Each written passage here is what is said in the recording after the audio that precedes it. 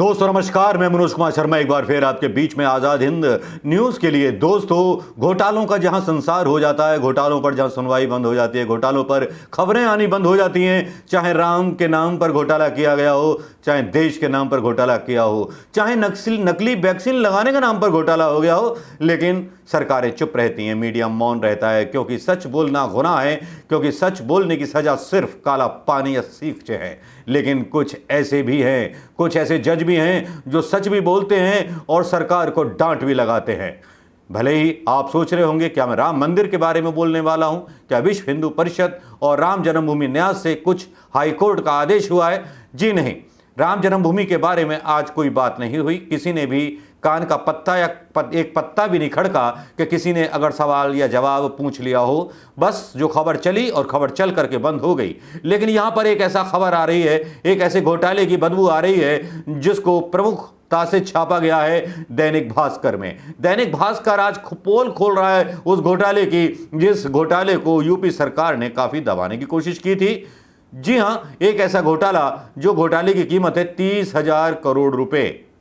भैया 18 करोड़ तो वह छोटा मोटा घोटाला है, लेकिन ये 30,000 करोड़ का घोटाला क्या है, किसने किया, क्यों किया, कब हुआ, किस लिए हुआ, इस पर जरा हमें गौर से खबरों पर नजर डालनी होगी। दोस्तों, यूं तो खबरें आज बहुत थी। चित्रा त्रिपाठी का भी मामला था, उसके पति का भी मामला था, लेकिन ऐसे लोगों के बारे में बात करके क्या करना जिन्होंने सिवाय कड़वे बीज बोने के कुछ ना किया हो, तो उनकी जिंदगी के बारे में क्या प्रकाश डालना, क्या ऐसे लोगों के बीच में बोलना जो पत्रकारिता की कलम को गिरवी रख करके बात करते हो। तो इसलिए मैंने वो सब्जेक्ट हटा दिया। चित्रा त्रिपाठी के बारे में बात नहीं होगी, आज बात होगी घोटाले की, उस खबर की बात होगी जो खबर हिंदुस्तान की जनता से जुड़ी हुई है, हिंदुस्तान के टैक्स के पैसे से जुड़ी हुई है, हिंदुस्तान के आम आदमी से जुड़ी हुई है, वो आदमी से जो सुबह से लेकर शाम तक एक बीड़ी खरीदने से लेकर, पान खरीदने से लेकर के, चाय खरीदने से लेकर के, मसाले से लेकर के हर चीज पर टैक्स देता है, और उसके बाद टैक्स पर टैक्स, टैक्स पर टैक्स देने के बाद जिंदगी हराम हो जाती है। दूरी तय करने के लिए, सड़क मापने के लिए भी टैक्स, रोड पर चलने का टैक्स, पानी पीने का टैक्स, हवा लेने का टैक्स, ऑक्सीजन लेने का टैक्स। किस किस टैक्स की बात करें और टैक्सों की बात करने शुरू कर दूंगा तो हो सकता है कि आपके खून के रवाने की जोश मारने लगे, आपके तन बदन के रोंगटे खड़े हो जाएं। लेकिन हम 30,000 करोड़ के उस घोटाले की बात कर रहे थे जिसके बारे में आज खबर आई है। यूपी में 30,000 करोड़ घोटाले के बारे में इलाहाबाद हाई कोर्ट ने यूपी सरकार को एक नोटिस भेजा है। जी हां, नोटिस भेजा है यूपी सरकार को Noida Yamuna express way GNIDA में घोटाले को लेकर दायर याचिका में CAG रिपोर्ट का हवाला देते हुए हाई कोर्ट ने उत्तर प्रदेश की योगी सरकार को नोटिस भेजा है। बाबा की नाक के नीचे 30,000 करोड़ का घोटाला हो गया। वैसे तो बाबा की नाक के नीचे पता नहीं क्या क्या हो रहा है, लाशों का घोटाला हो जाता है, कफन का घोटाला हो जाता है, लेकिन बाबा हैं कि नींद में सोए रहते हैं। सत्ता बचाने के लिए बस इधर से उधर दिल्ली या लखनऊ के चक्कर काटते रहते हैं। इन घोटालों से निपटने का टाइम उनके पास है ही नहीं।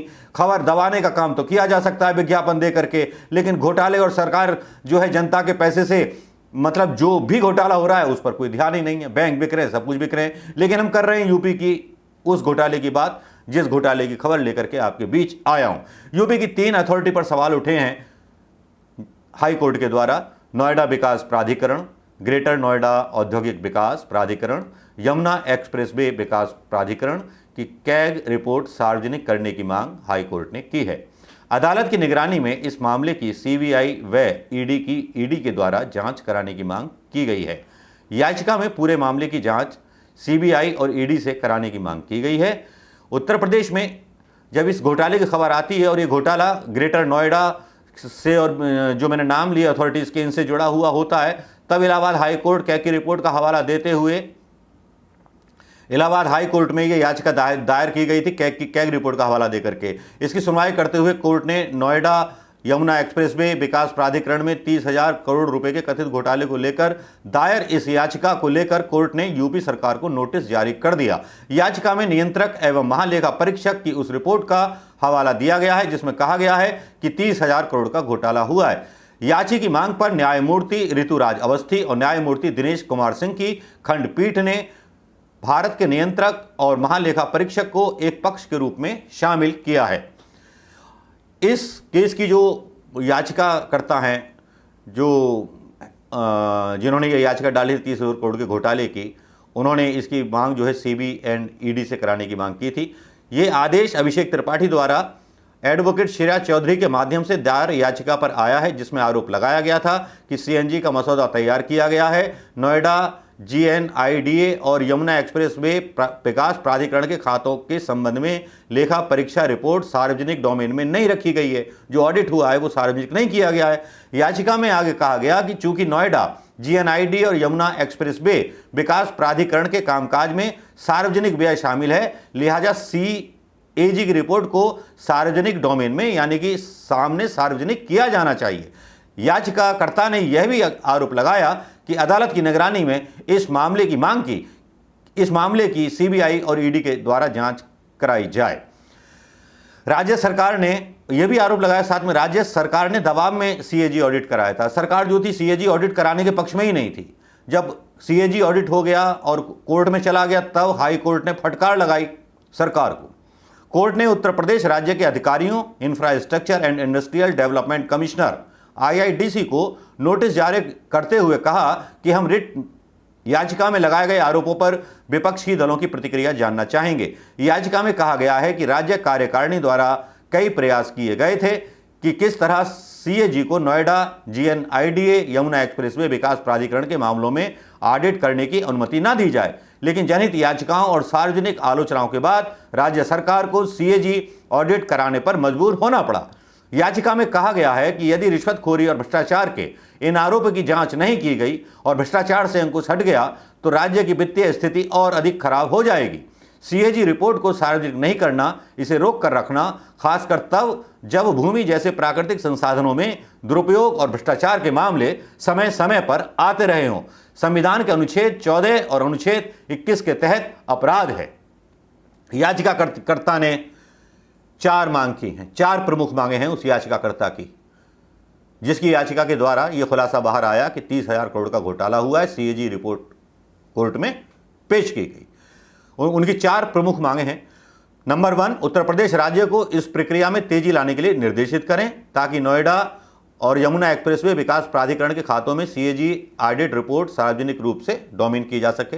दूसरा, नोएडा जीएनआईडीए और यमुना एक्सप्रेसवे विकास प्राधिकरण के मामले में सीएजी ऑडिट रिपोर्ट की सिफारिशों के अनुसार भ्रष्टाचार और भूमि अन्य संसाधनों के दुरुपयोगों के मामले में अदालत की निगरानी में स्वतंत्र जांच कराई जाए।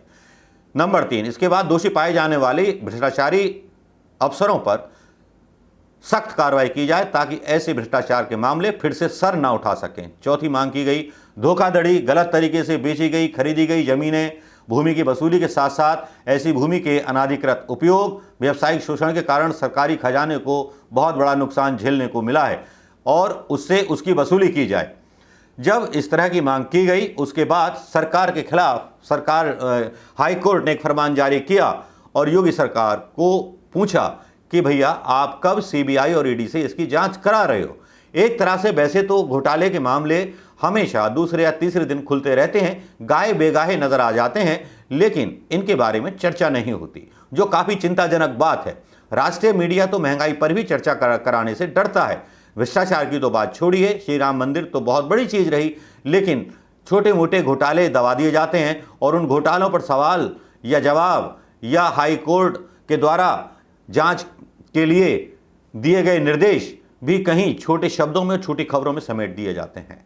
अब देखना यह होगा कि सीएम योगी जी जहां सत्ता के लिए एक दूसरे के साथ सरफुटबल हो रहे हैं, वहां इस घोटाले की जांच कराने के लिए कितने गंभीर प्रयास करेंगे, जबकि उनका दावा है कि वो सुशासन लेकर के आए थे।